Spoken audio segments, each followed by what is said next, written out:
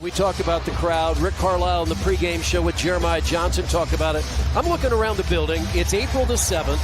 A team that's not in the playoffs playing a team that's not in the playoffs. Yeah, Mallon made a good choice. He didn't force that shot.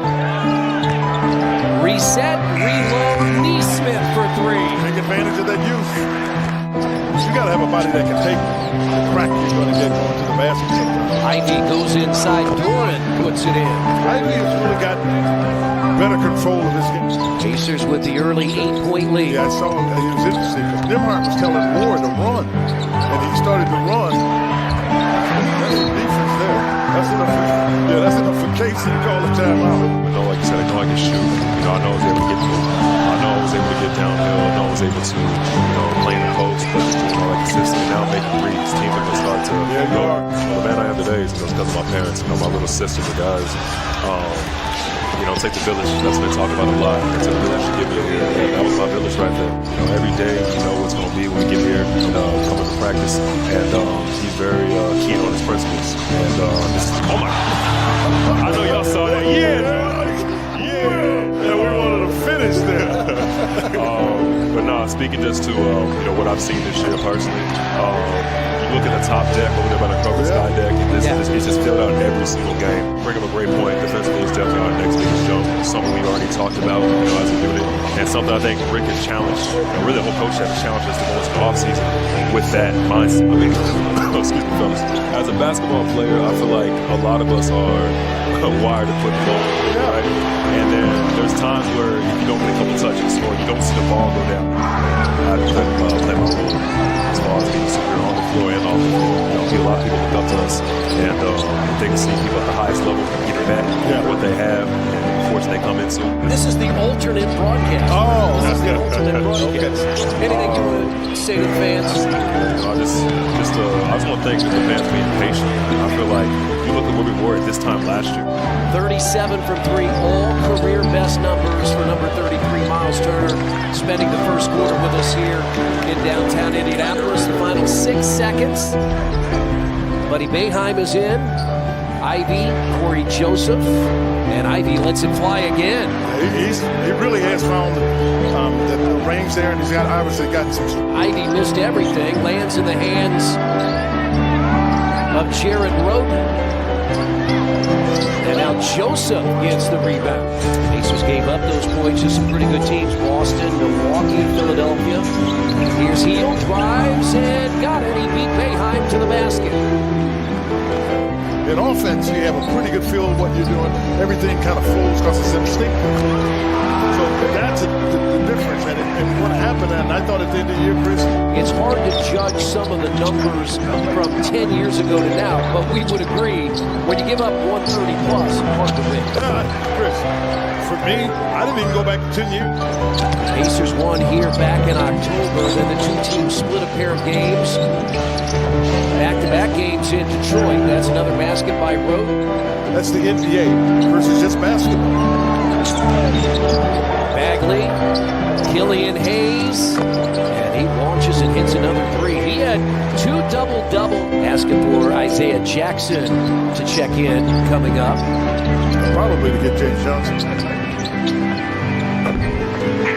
Nimhard with the basket. Now Matherin and Roden took it. And now Ivy with a windmill. Tyrese Halliburton and Buddy Hield in Sacramento. Came over last year in a trade from Sacramento. He was a second-round pick. A second pick in the draft. Smith finds Nimhard. Nimhard guarded by Hampton. Hampton started his career in Denver. Detroit got him after he was waived by Orlando. Andrew Nimhard has 8. Detroit led 35-27 after a quarter. Right there, just what you're talking about. Yeah, I'm telling you, that's really what's going to make him hard to play. Detroit shooting 62% from the field. Offensive rebound, Jackson. Might have got a little carried away with the meals. You go home and you get that home-cooked meal. Ooh.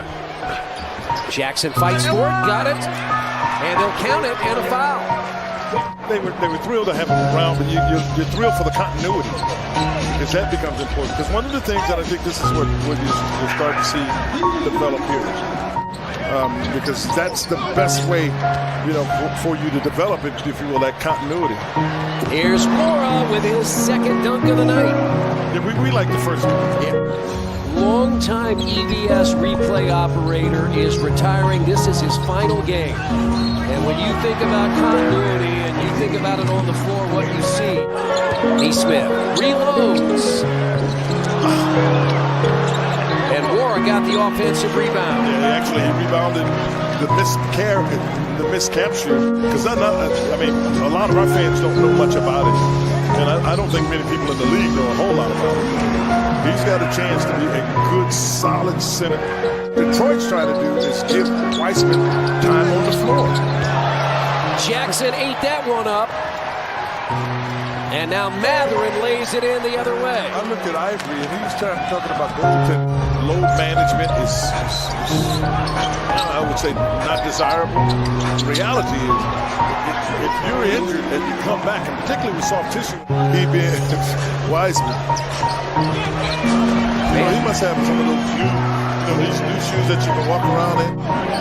Because you notice he hadn't been quite as productive lately. Yeah. He's made some time.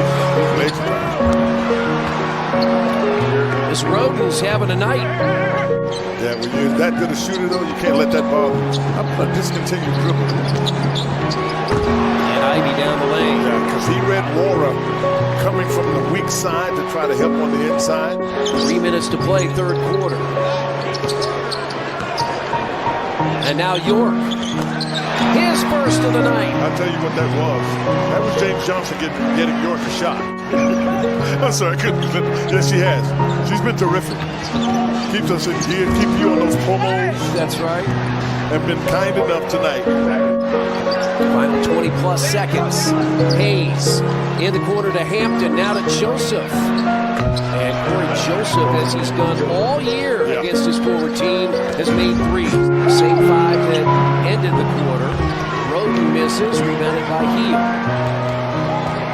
This is the first time I've seen the ball advance up the court quickly. See what you get with it? That defense is all the way flat.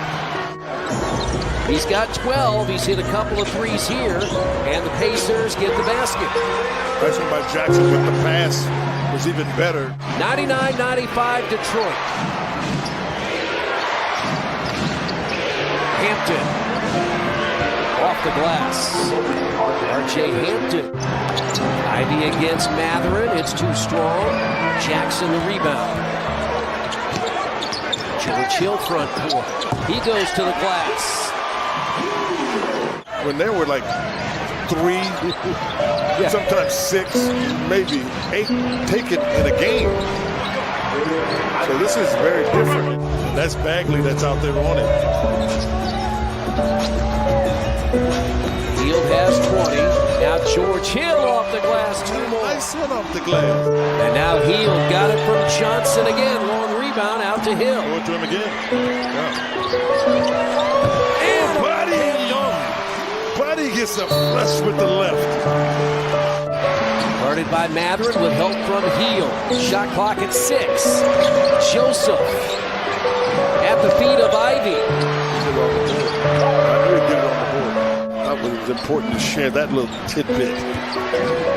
10 of the last 11 games, opponents have scored at least 20 points off Indiana turnover. That's the guy you got to take a hard look at him, too. Ivy gets inside, out to Corey Joseph. Guess who? We'll also celebrate here the fans of Indianapolis. Yes. Because that's really what this is about. Appreciating the fact, to your point, and part of the reason I think we'll agree, that's why it went so fast. Yeah. Because we were at the point, we're just enjoying it, and before you know it. Matherin is going to take it, link to the floor. And he's going to lob it up, and it's off the rim, and that's it. In the final